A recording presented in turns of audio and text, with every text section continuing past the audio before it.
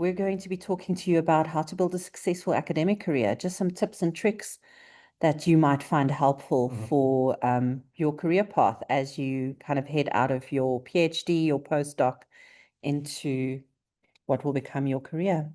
So I will just go through a few things, and I thought it'd be good maybe just to start talking about what does an academic actually do if you're considering an academic career, because I think sometimes the idea is that it is only research, only teaching, and really academics do quite a bit of different aspects, have different aspects to the job.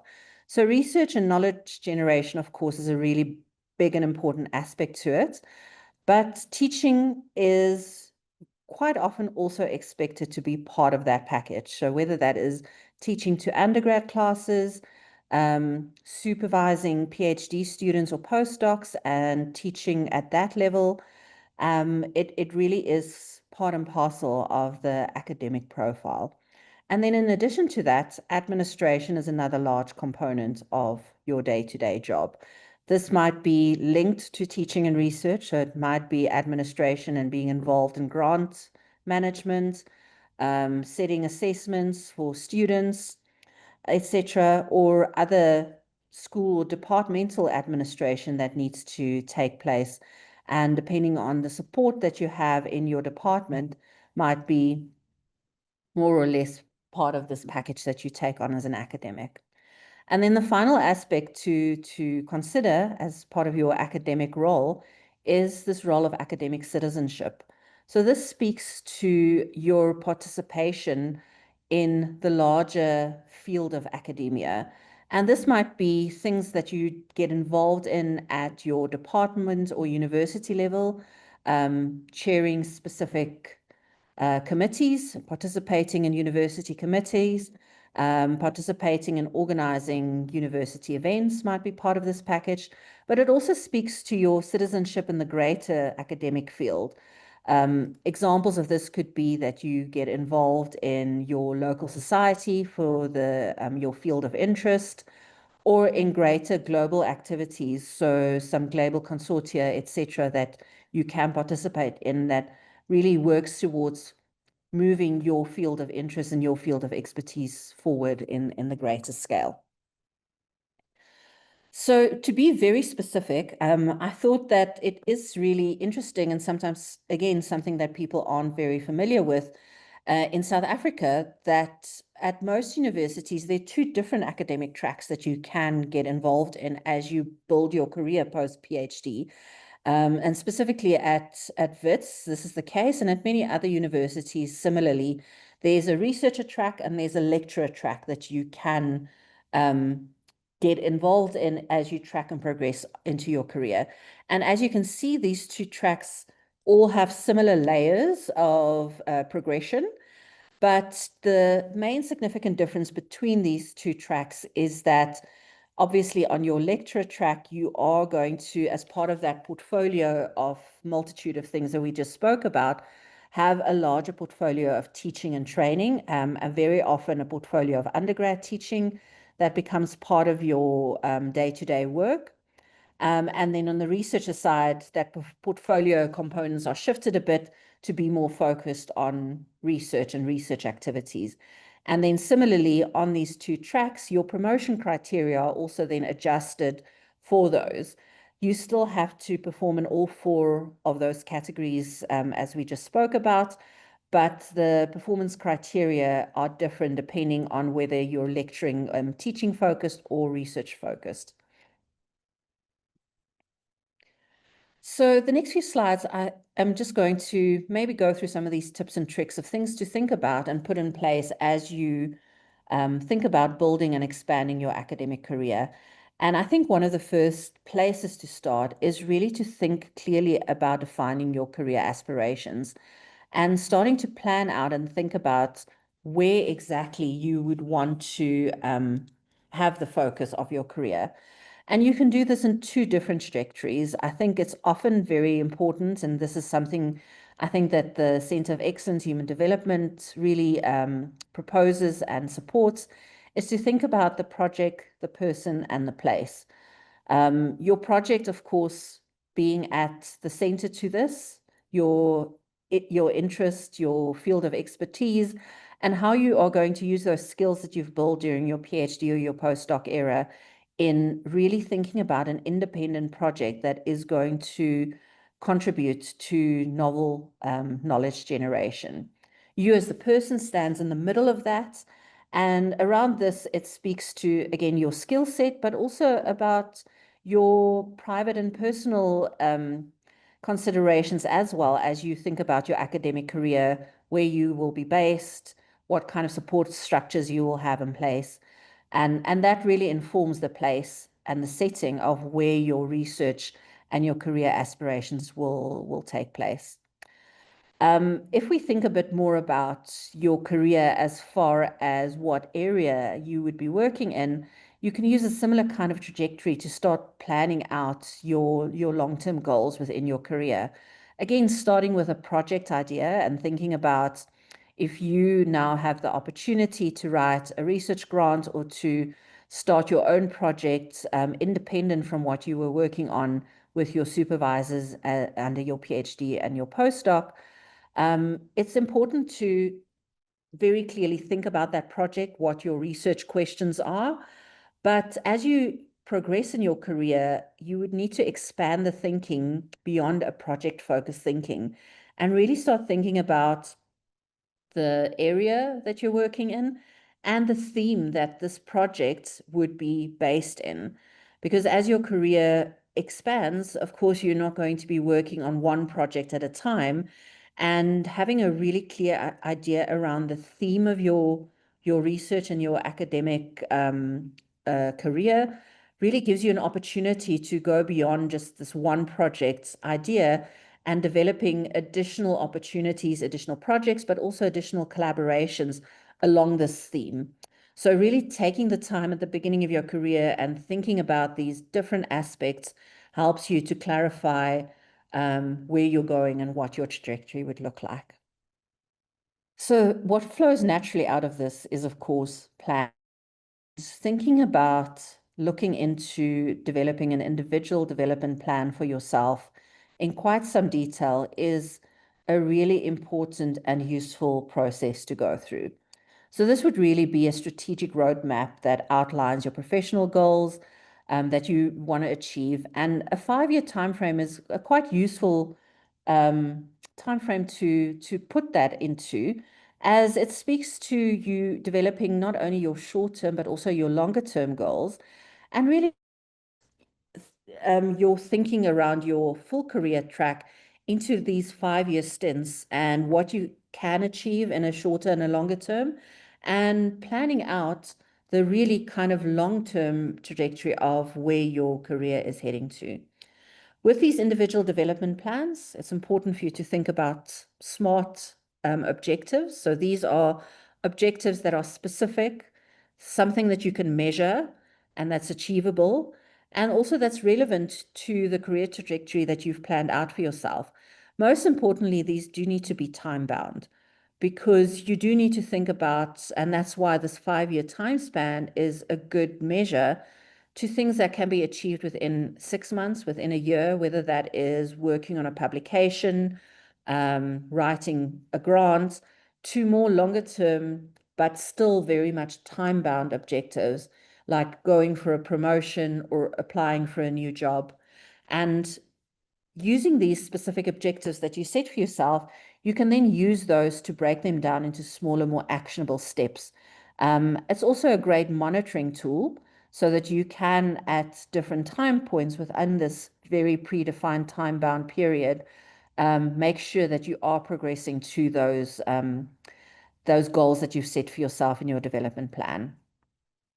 So overall, it's really important then to set these accountability mechanisms for yourself.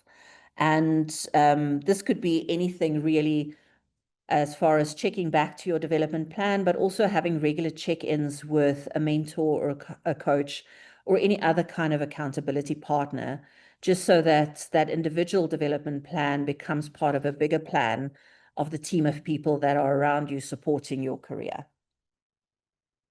So this really leads me into Another piece of advice that I can give you, and that is to really consider strongly having a coach or a mentor as part of that support team that you surround yourself with. And I feel strongly about this in that I would even say that this should be formalized as part of your appointment. Having a mentor or a coach is such an instrumental mechanism to include in your career planning and in your career growth, and a really useful way for you to not only check in that you're still on track and on plan, but it's also that you benefit from really trusted advice and experience. So choosing the right kind of mentor or coach is really important. And remember that very often your supervisor or your line manager is not the ideal person to be your mentor coach. It helps to choose somebody who is a little bit removed from your day-to-day workings, but still somebody who has the same skill set as you or the same background maybe that you're emulating and thinking about in your career. So make the most of this, benefit from that advice and experience that you can learn from, and advice that you can receive in obtaining your goals. And the other really nice factor around mentoring and coaching is that it reduces your isolation. It really gives you a sounding board to speak to somebody about advice, but also about thinking about making changes, for instance, in your career. And then finally, of course, it's also a nice opportunity to network. Mentors and coaches oftentimes are those individuals who are going to introduce you to new opportunities, to new individuals. And that opportunity to network is such an integral part of your academic career as well. So networking, as I said, is so integral. And it's really important to start thinking about the utility of networking and enjoying that as part of your academic career. Networking is so important in making sure that you're building a collaborative space where you are introduced to new colleagues and to new ideas, but also it becomes this community that you will be working in long term as you progress in your academic career. Networking should give you access to not only a local community, but also a global community. So it is your colleagues that you work with on a day-to-day basis, the individuals at the university, but also make use of networking opportunities like going to conferences, going to workshops, and start building that global community of individuals that will become your future collaborators, your future partners in research. This is also an excellent opportunity to expose you to specialized and novel information that you might not be exposed to in your day-to-day. And it could also be a great a place for you to enhance career opportunities, to meet potentially your new employer, or expose you to other career opportunities outside of academia that you may not have considered previously. So I'm going to leave you with some final thoughts just to keep in mind before I hand over to my colleagues to just maybe expand on some of these ideas and add some additional ones. It really is important for you to keep checking in and be mindful about planning out your career, and really reflecting on whether you are experience this effect of, as your career grows, the list of things that gives you makes you content and makes you happy becoming bigger and not smaller. Check-ins are important, thinking about things, and also realizing that decisions that you make on your career path, if it's led you down a dead-end road, there are ways to turn around and start over. I think kind of reinvention is really important in an academic career as well. And always just to keep that in mind as you kind of progress. Thank you so much. I'll hand over to my colleague who's going to be presenting next, Mark, right? My name is Mark Stoutenberg. I'm a professor at Durham University, which is located in northeast England. We're about an hour and a half drive from Scotland. So we're way up there. Very, very beautiful part of the country and the world. Highly recommend, if you ever have a chance, do visit and do that. So I have worked in a number of academic settings, starting my career at the University of Miami.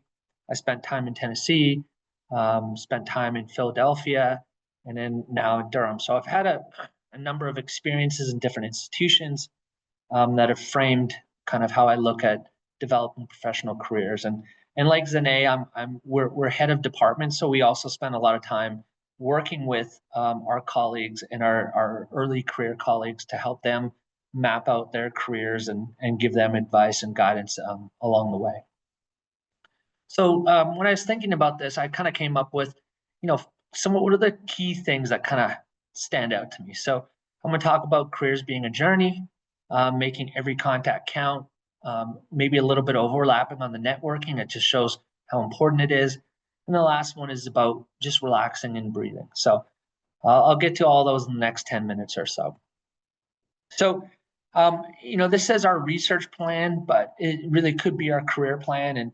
And I think we're all kind of guilty that we think, we'll go to school, we'll get our degrees, we'll get our first job, we'll get married, we'll buy a house, and life will be kind of like this linear pathway. And one of our speakers, the next speaker, he's actually described it this week, and this is reality is just a bunch of potholes and water hazards and broken paths along the way and rainstorms. But eventually, if we keep plugging away and doing the right thing, we make it to the top of the hill, we make it to that flag. And so I think that the thing is understanding it is a journey, and there's going to be a lot of ups and downs, and things are going to go directions you didn't think, but you keep at it with a good head and a good heart, and you'll still make it to the top of that mountain. So kind of a little bit like what Zane was talking about, starting with an overall plan where you think you want to go with your career. Now, I have to be honest, early in my career, I had a very distinct plan. I was going to be an American football coach. I knew exactly what I wanted to do. I worked 6 years for that. I got there, I made it. And then my career changed. It was one of those pitfalls or changes and zigs and zags. But ever since then, I got to be honest, I don't know what my career looks like 5 or 10 years from now. You kind of learn about where you need to go along the way. And I say this because I meet so many students or so many early career colleagues, and it makes them so uptight because they don't know where they're going to be, or they don't have everything mapped out in their lives. And I just think a lot of us are like that these days. Some people, you'll have friends that know exactly what they want to do, and they know, and they got it down to the point. That's great for them. It might not be your path, and don't worry if it's not. If you keep doing the right things along the way, you keep studying, working hard, networking, doing the things we're talking about, it will fall into place. But it is good to have some sense of where you want to go. And maybe it is just that 5-year plan like Zane talked about. And so, within that 5-year plan is identifying those building blocks or pieces. What do I need to do to get there? What am I missing? Is there people I need to know? Is there skills I need to get? Do I need to make some relationships? And so just working methodically to put those pieces in place together one by one. So you might not know where you're going to be in 10 years, but kind of some of these building blocks you need. And so just one step, one day at a time, one inch closer to that final goal. And then before you know it, you've walked a mile and you've made it quite far, and you'll be really impressed and surprised at how far you've come along. Now, along that journey, be careful about shiny new toys and jumping to new projects. I used to see this with colleagues. They're working on a project, let's just say around smoking cessation. And a grant call came up around mental health. And all of a sudden, like, well, I'm going to write a mental health grant. I'm like, but you are a smoking cessation researcher. What do you know about mental health? Like, no, I can do this. It's great. I can get this money. And they'd spend all this time trying to do something, this shiny new toy. And it ended up not being fruitful for them. And they probably would have been better just staying on their path, staying on that journey. So not being, hypnotized by, something comes up. Stick to your plan, unless you're absolutely sure it's time for a change. Now, as we stick to our plan, we also have to be flexible. This is where we give advice to go left, and then later we say go right, but it is kind of like that. So you have a plan, you don't get, diverted by shiny new toys, but, sometimes there are some really good opportunities. There might be a job offered at another institution or another business, or an opportunity to go somewhere else. and you can still work towards your final goal. That might not change, but it might be in a different scenario or setting or opportunity. So again, keep where you're going. It's like being on a freeway that has like 3 or 4 lanes.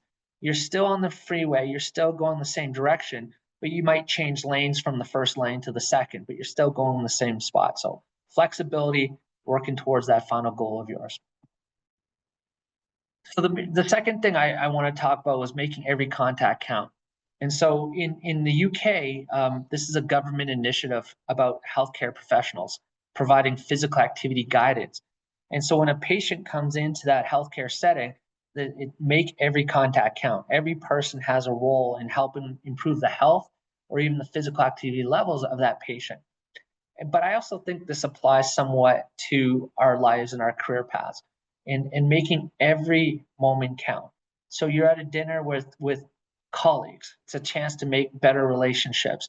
You're out at a university function. There's a chance that maybe you can meet another researcher in your field.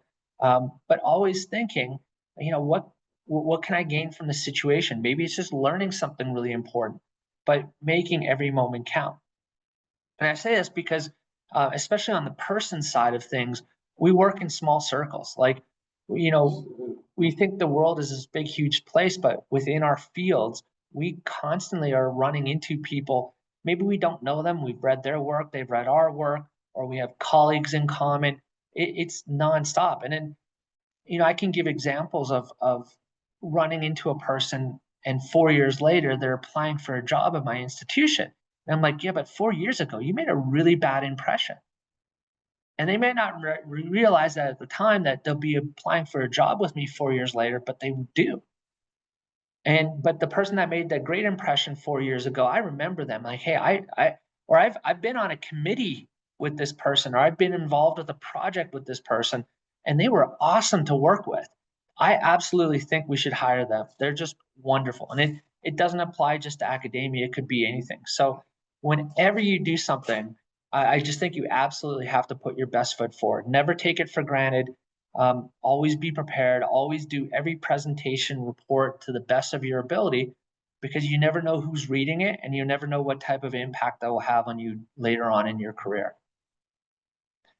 So the third point I like to talk about is networking, and I'm huge into networking and going that extra step. So I'm going to tell this little story. So when I was early in my career, I saw this gentleman. His name was Michael Pratt.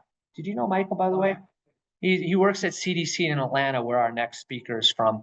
And Mike is a legend in our field. And this is when I was very early in my career. I was barely, knew what I was doing. And I saw him speak, and I said, oh my gosh, he's doing exactly the type of work I want to do. I got to meet this guy. What I didn't realize was that everybody else wanted to meet him. And behind the scenes, he was probably receiving hundreds of emails a week of all these people who are so fascinated by his work. So when I wrote him an email, he didn't respond. And I wrote him another one, he didn't respond. And it's not because he's not a good guy, he's a wonderful guy, but he's receiving 100 emails from people like me all the time. So this is a time where I lived in the United States. I lived down here in Florida, Miami, Florida. And I heard that Mike was giving being part of a big workshop down in Colombia. So all the way down there. I said, well, if I can't get him to respond to an email, I'm going to fly to Colombia and meet him in person there. And I know it sounds a little extreme, but it happened. I got an invitation to this event. I went down there and I met him. And he and I have had a wonderful, good relationship for the past 15 years, because I decided if he's not going to answer my email, I'm going to go to him and find a way to make that relationship. And, not everyone can do that or afford it, the resources, but it's like thinking of that unique way to do that networking, going the extra step. Because if you think in a room with your colleagues that everybody else is doing what you're doing, then what sets you apart in trying to make that networking and trying to make those relationships? So that's just a story I had, success story. It was quite. But I think when you meet these people, you have to be authentic. You don't want, when you're networking, you don't want to present yourself as someone that you're not. You are who you are, and that should be enough. And if it's not enough, then the other person's going to lose out. And you got to be okay with that, and you'll move on. And let me tell you, for every 10 people I've tried to network with, I've maybe had success with 2 or 3. And sometimes the other people are busy, sometimes it's not a good fit. Sometimes they're just, it's just not meant to be. But making those 2 or 3 relationships are really great. And it takes me back to the story when I was coaching football. I was a football coach for a while, and networking was everything. Your CV was nothing. It was all about who you knew. And I was so determined to know the biggest and the best names out there that I missed out on making authentic relationships with my peers. And some of my peers went on to be more successful 10 years down the road, but I was so worried about chasing after the most famous people that, making relationships and networking with my own group of peers fell to the wayside. And so I don't think that was very authentic of me. My last kind of piece of advice with networking here is making it a win-win. So a lot of times when we want to meet with someone or meet someone new, we think about, can you help get me a job? Can you help me with an application? Can you help me with a grant? Can you help me with any number of things? But again, if we're thinking that that person is probably receiving a dozen requests and emails like this every day, what distinguishes you from the other person? So I always tell people, how can you frame it in terms of making it a win-win, that they're going to win from it? What are you offering them? In a perfect society, hopefully everyone would do things for altruistic reasons. But when you have 10 or 15 or 20 people asking for help, we just can't do that. So, but someone who comes along and says, hey, can I help you with a paper? Can I help you with, get involved with your work? Let me earn my way and show you what I can do. Once they do that, I'm way more susceptible to helping them. They've kind of earned it and shown me instead of just asking for help. And I didn't really know who they were from the get-go. So within this networking, again, I have this concept of mentorship is also super important. I think sometimes it's a case of letting go of our ego or our pride, because it starts with this from a place of we don't know everything. There's a lot we need help with. And so going to someone and being authentic about that and saying, hi, Zane, I really would love to learn from you. What can you teach me? What can you, how can you help me like understand and grow and get better? And I think if we start from that humble spot, then we become sponges and the other person's more willing to help us. And so when they tell us stuff, when your mentor or people you respect, listen to what they say. I always equate this to kind of going to a restaurant. You go into a restaurant and you say to the waiter, what is good? And they tell you 3 things that's good and you order something completely different. Well, why did you ask? If you're not going to listen to what they say, now, if they recommend something with mushrooms and I don't like mushrooms, okay, that makes sense. But if they tell you this chicken is really great, well, listen to that. And so if you're working with a mentor and they say, this might be a good thing for you to do, really listen to that. It doesn't mean you have to do it, but really, really consider it. Now, my last point here is different mentors for different aspects of our development. I'm personally of the belief that there's, not just one person that's going to help me. Maybe one person when I move to a new city is a person that can tell me about neighborhoods and schools and the culture of the place.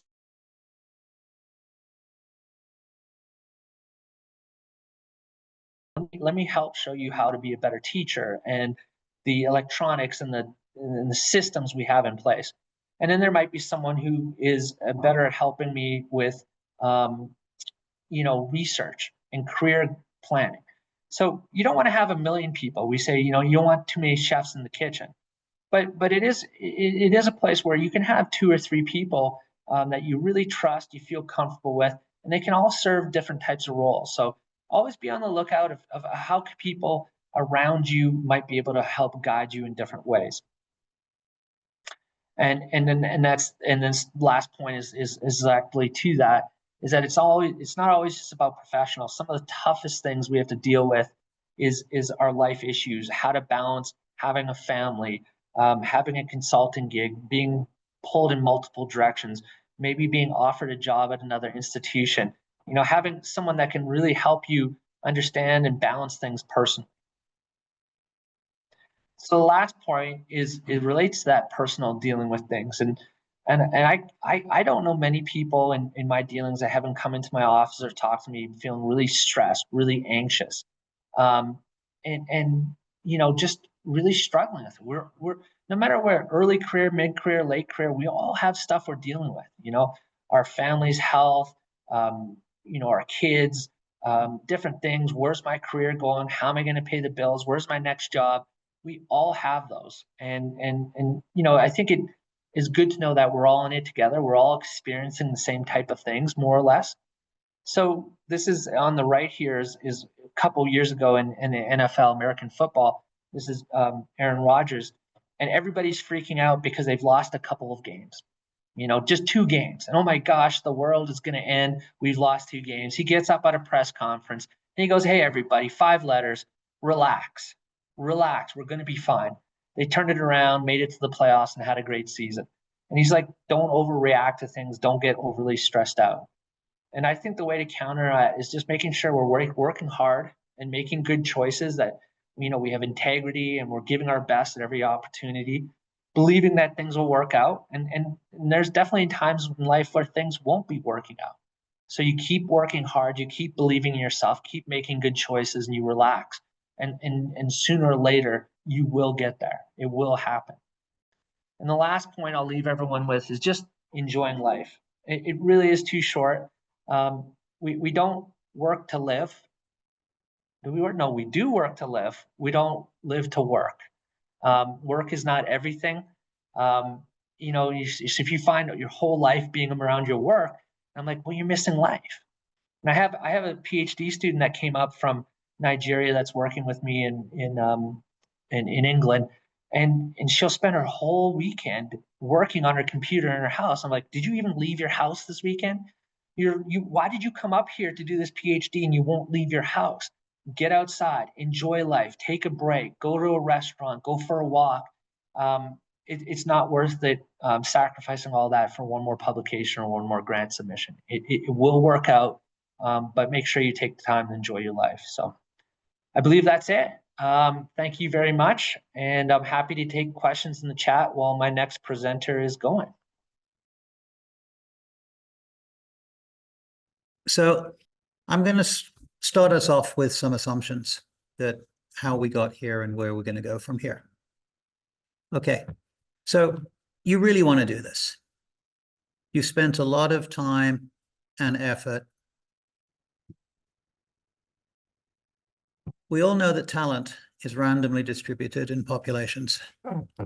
On the other hand, opportunity is not.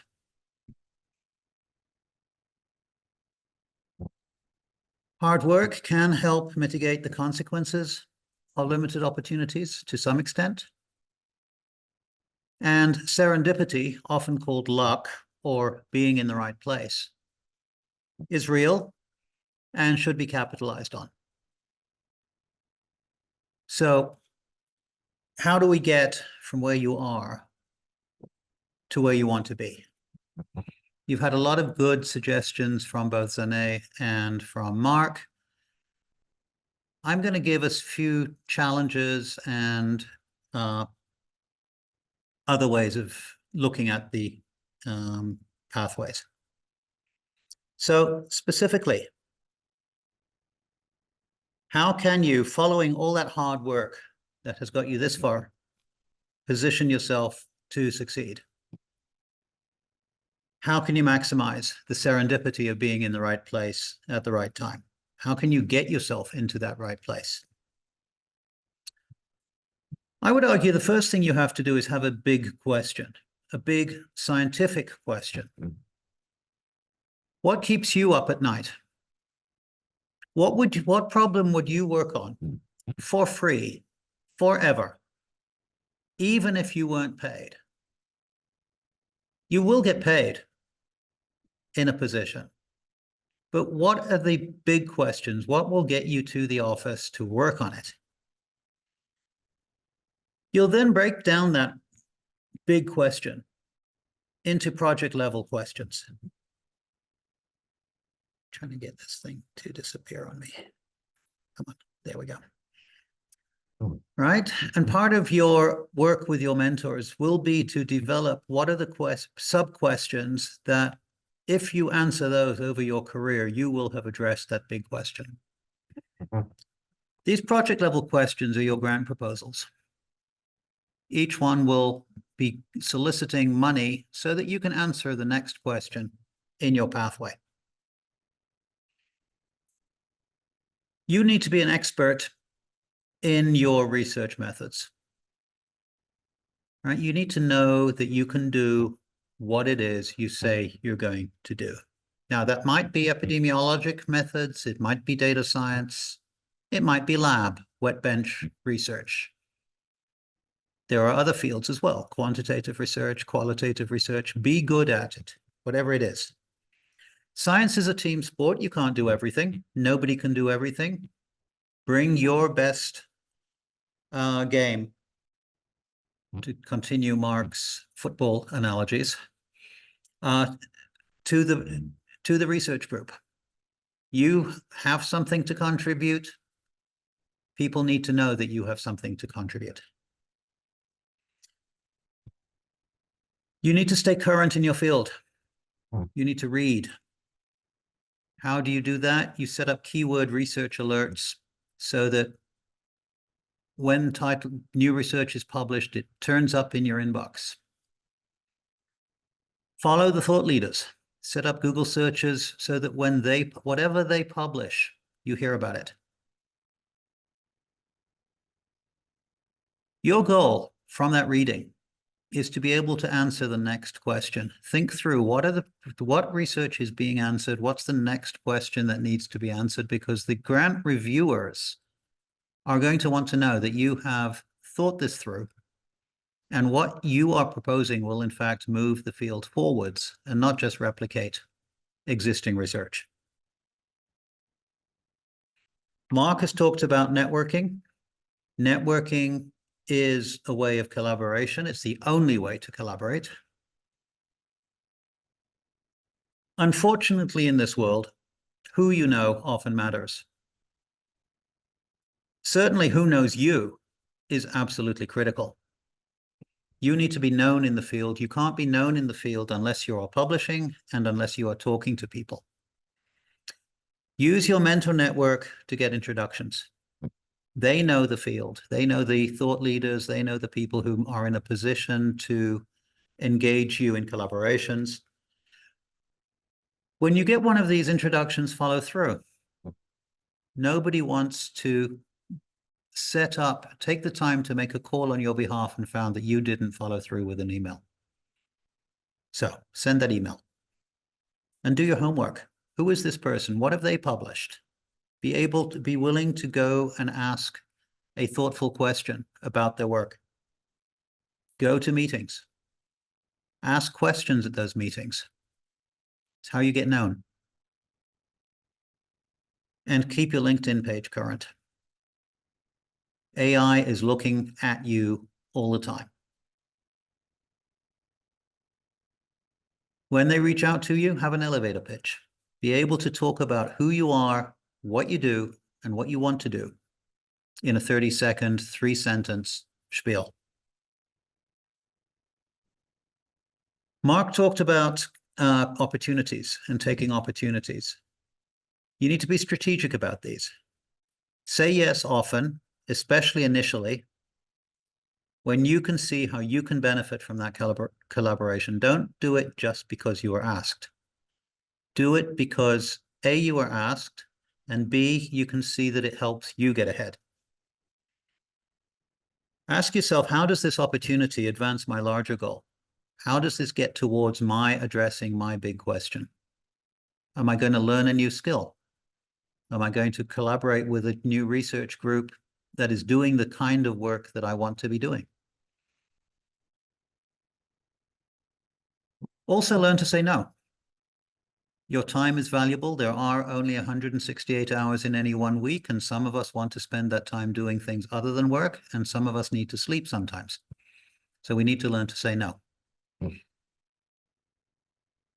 Don't do that too often initially.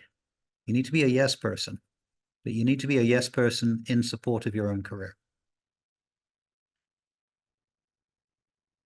Do your work to find funding sources that are appropriate for your stage of career and are relevant to your topic.